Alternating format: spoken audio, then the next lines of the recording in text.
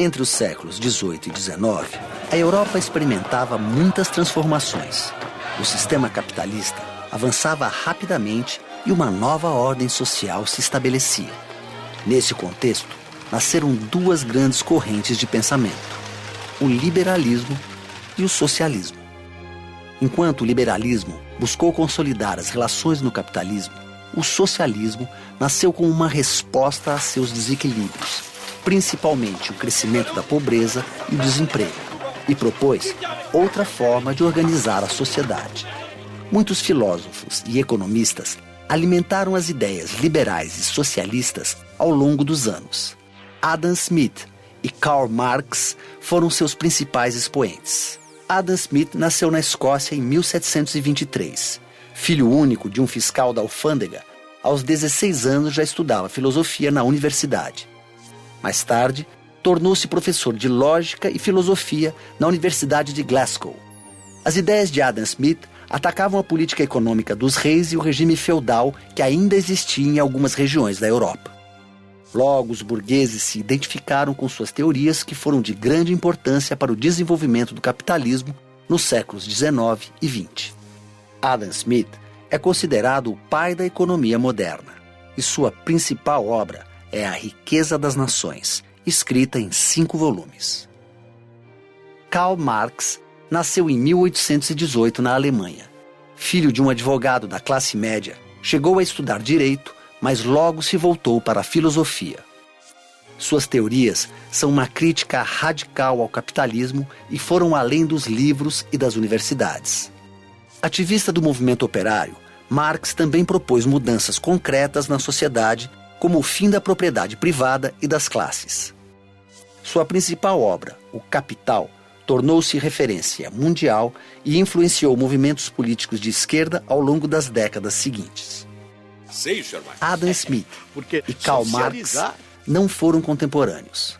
Marx nasceu 28 anos após a morte de Smith. Mas se esses grandes pensadores pudessem viajar no tempo e se encontrassem, certamente teriam muito a dizer um ao outro. Os dados estão armazenados. O encontro do século.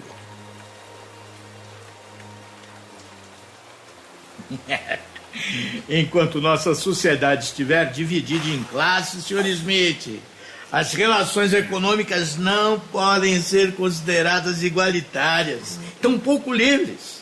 A classe dominante sempre vai oprimir os mais pobres. Por isso, é preciso eliminar as classes para que não tenham... O poder do seu discurso pode iludir os desavisados, sabe, Sr. Marx? Mas vamos aos fatos. Tomemos, por exemplo, esse vinho, que, aliás, tem grande presença para uma simples taberna como essa. Muito bom. Ótimo. Para fazer este vinho, vários homens de talento trabalharam. Plantaram suas uvas, as maceraram, escolheram o carvalho ideal e deixaram-no ali, o tempo certo. É uma arte, senhor. Uma arte. Sr. Smith, vá direto ao ponto. Eu sou um homem ocupado. Pois bem, o produtor desse vinho, o que é que ele buscou fazer? Um produto com muitos predicados, muitas qualidades, apenas porque ele aprecia o vinho como nós, Sr. Marx? Não. A sua intenção é sair ganhando diante de um cenário de livre concorrência. A sua intenção é vender mais, claro. E certamente, com os vinagres que estão por aí, este vinho vai render e vai vender muito mais. Trabalhando pelos seus interesses individuais, o proprietário faz com que os outros produtores também procurem melhorar a qualidade dos seus vinhos. E assim, todos empregam mais trabalhadores especializados e melhoram a produtividade. Podem até diminuir o preço, se for o caso. É o mercado se autorregulamentando, Sr. Marx. É o que impulsiona a economia e melhora a vida dos cidadãos. Como o senhor vê, as razões que levaram esse produtor a melhorar o seu vinho também impulsionaram toda a sociedade. Sr. Smith, o caminho do inferno está calçado de boas intenções. O senhor também acredita em contos de fada? Em vez de me tomar por ingênuo, o senhor deveria ler a minha obra. Está lá, Minha Riqueza das Nações. Li sua obra. Ótimo. Não quero ofendê-lo pessoalmente, mas uma resposta se faz necessária. Imagine, Sr. Smith, que o produtor desse mesmo vinho aveludado seja proprietário de muitos recursos, um membro da burguesia. Ele é um grande produtor, compra as melhores terras, contrata os profissionais mais destacados na arte do vinho, escolhe as melhores feiras para colocar seu produto. Afinal, ele pode pagar mais. O que vai acontecer com os médios e pequenos produtores? Eles irão à falência. Para esses produtores, a situação será difícil, para não dizer impossível. Mas para os trabalhadores que ele empregava, será pior ainda, porque eles estarão sem emprego, na miséria. Como o senhor vê, não haverá igualdade nas trocas enquanto existirem classes. Sr. Marx, tudo indica que este vinho, um bálsamo para as nossas gargantas secas, está lhe provocando desvario, sabe? E se não houvesse livre concorrência?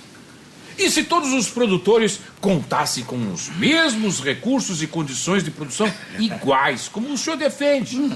Acha mesmo que estaríamos diante de um vinho tão bom? A livre concorrência é boa para todos. Sem interferência do Estado, a tendência é que o mercado encontre um equilíbrio natural, com a máxima produtividade, preço justo e melhor qualidade. Como se uma mão invisível acomodasse a economia e os problemas da sociedade. A mão invisível do mercado, Sr. Smith, na prática, rouba os mais pobres.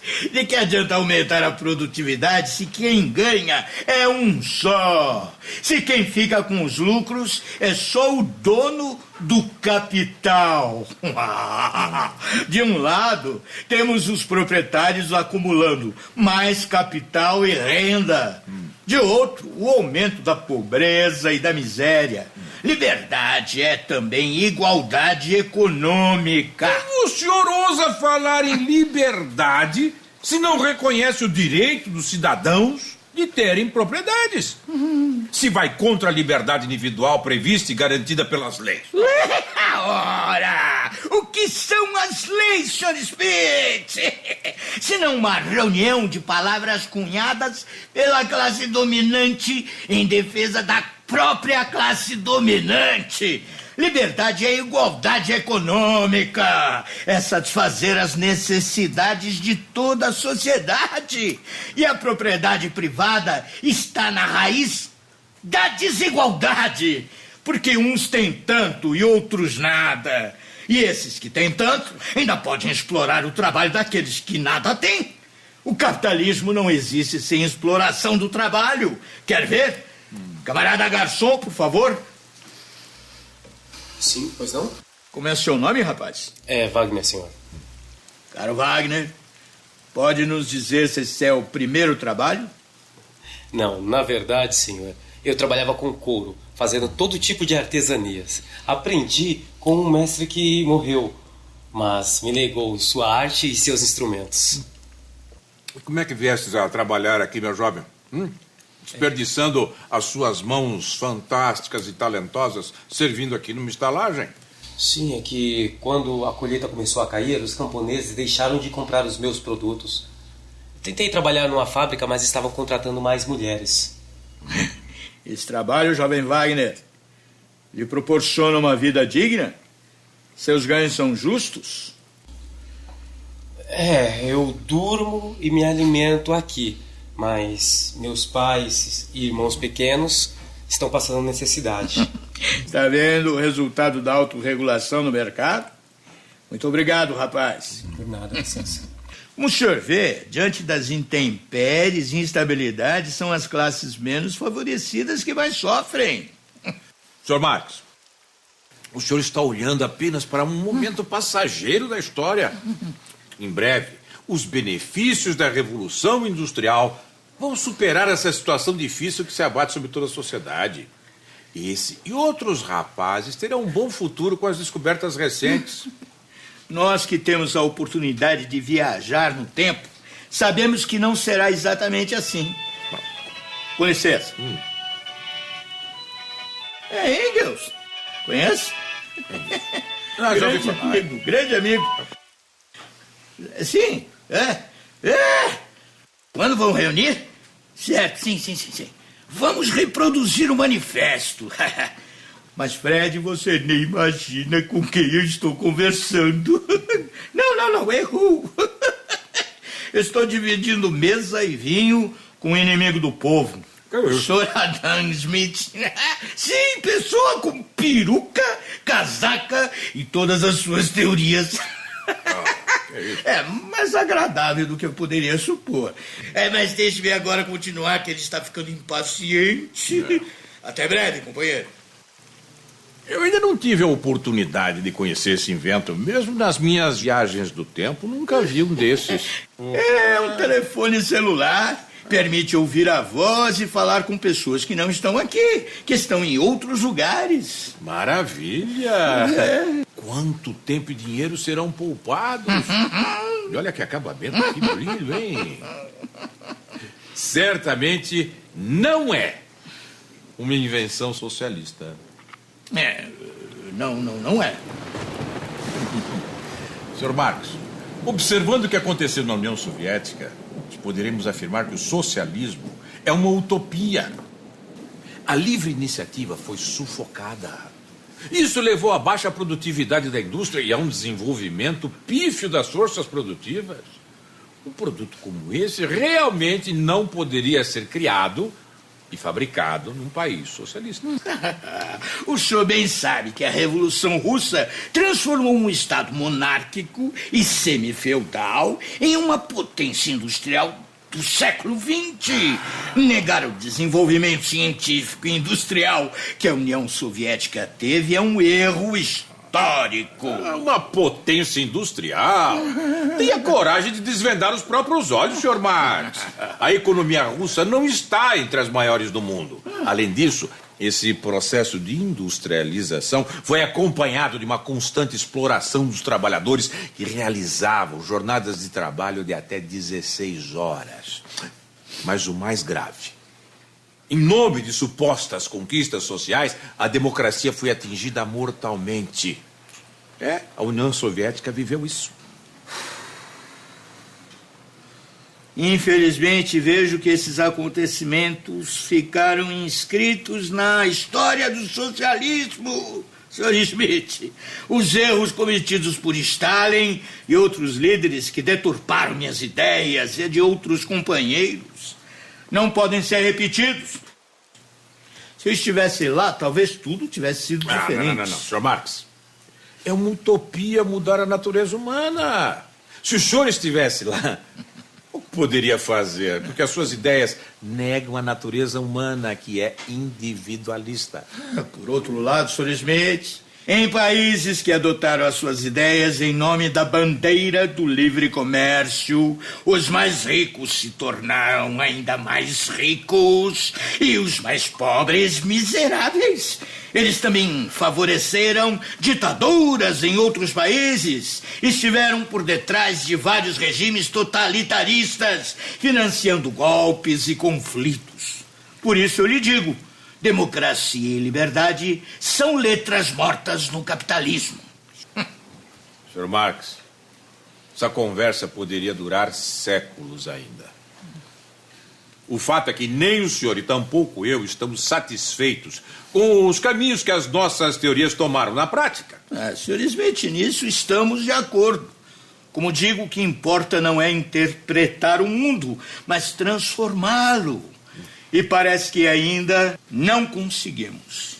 Pois é, como dizem neste tempo, chegou a hora. Nas minhas viagens pelo tempo eu consegui conhecer este invento. Dizem que é de um brasileiro. Brasileiro? Santos Dumont, um aviador muito útil. Por favor, a conta. Ele paga.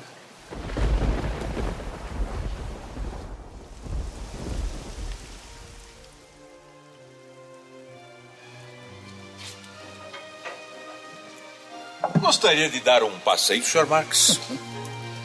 tal andarmos por aí, talvez trocar umas ideias, descobrir até outros caminhos, outras soluções?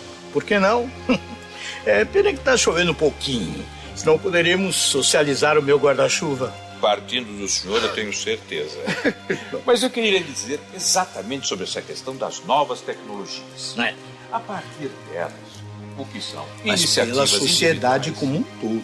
Sim, mas Sociedade como um essas todo. tecnologias, elas surgem a partir de iniciativas individuais. Mas Elas veja bem, poderiam tem que... remanejar essas questões de Veja problemas bem, que temos senhor nas Adams, nossas veja sociedades. bem, senhor. Se tivermos outras possibilidades. Sociedade